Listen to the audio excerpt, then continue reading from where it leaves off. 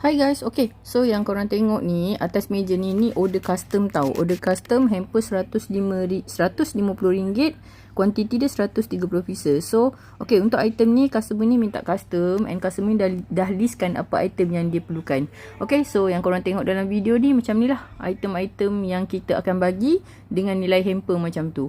Okay, tapi special sikit sebab dia ada minta sekali tiffin. Actually, hamper ni sebenarnya berharga RM180, tapi customer ni ambil banyak, so kita discuss dan kita bagi diskaun. Okay, so inilah, tengok staff saya tengah gluing. And then ni satu section, so ada lagi satu section belah sini. Yang ni pun sama, yang ni pun hamper yang sama. So kalau ikutkan ni, saya tengok untuk hamper macam ni perlukan dalam 3-4 hari jugalah untuk siap, sebab yang ni kita akan pakai netting. Okay guys, so siapa nak order hamper custom, boleh contact kita, slot available lagi sehingga Ramadan. Okay guys, see you next video.